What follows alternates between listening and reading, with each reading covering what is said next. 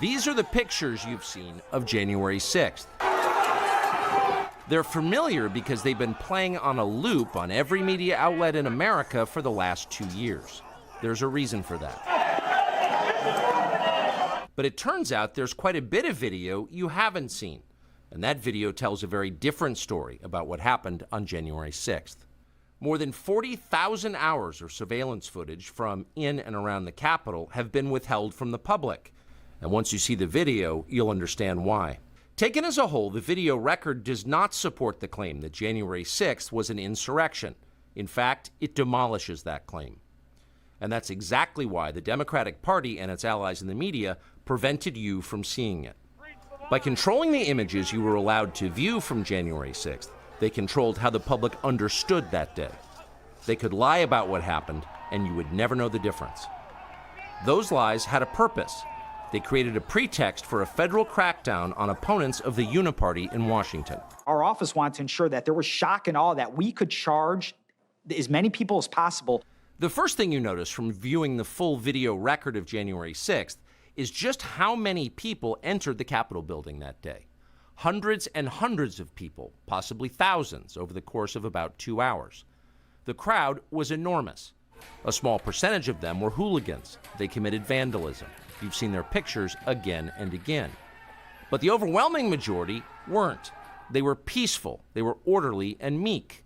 These were not insurrectionists, they were sightseers. Footage from inside the Capitol overturns the story you've heard about January 6th. Protesters queue up in neat little lines. They give each other tours outside the Speaker's office. They take cheerful selfies and they smile. They're not destroying the Capitol, they obviously revere the Capitol. They're there because they believe the election was stolen from them. They believe in the system. Here's the man you've heard referred to as the QAnon shaman outside the Senate chamber. These are not rioters. These are people who wandered over from a political rally. We will not let them silence your voices. After the rally, they walked down Pennsylvania Avenue, where organizers had secured a federal permit to hold a legal rally on the grounds of the Capitol. I know that everyone here will soon be marching over to the Capitol building to peacefully and patriotically make your voices heard.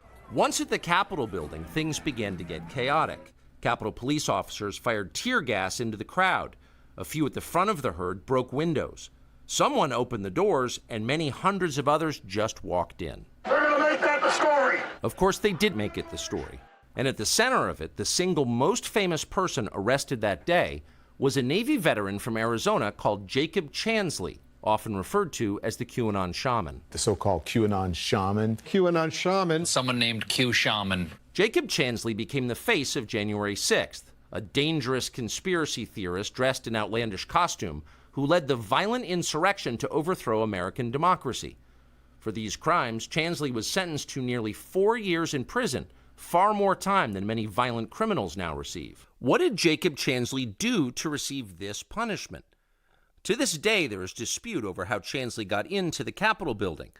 But according to our review of the internal surveillance video, it is very clear what happened once he got inside. Virtually every moment of his time inside the Capitol was caught on tape. The tapes show that Capitol Police never stopped Jacob Chansley. They helped him. They acted as his tour guides. Here's video of Chansley in the Senate chamber. Capitol Police officers take him to multiple entrances and even try to open locked doors for him. We counted at least 9 officers who were within touching distance of unarmed Jacob Chansley. Not one of them even tried to slow him down. Chansley understood that Capitol Police were his allies. Video shows him giving thanks for them in a prayer on the floor of the Senate. Watch. Thank you, Heavenly Father, for giving the inspiration needed to these police officers to allow us in this building. Contrast the reality of what Jacob Chansley did in the Capitol building on January 6th, the indisputable facts recorded on video, some of which has never before been seen, with the depiction of Jacob Chansley that you've seen in the media for more than 2 years. He's a terrorist, they said. He should be killed. Shoot him. Shoot him. Like, you burst into the United States, if he was dressed like bin Laden, would you have shot him? Shoot him! Shoot him! It makes you wonder, who are the violent extremists here?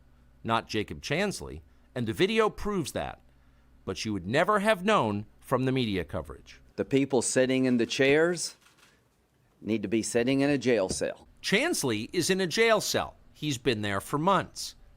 If he was in fact committing such a grave crime, why didn't the officers who were standing right next to him place him under arrest? Until now, no one could even prove that even happened. But it did. Subscribe to the Fox News YouTube channel to catch our nightly opens, stories that are changing the world and changing your life. From Tucker Carlson tonight.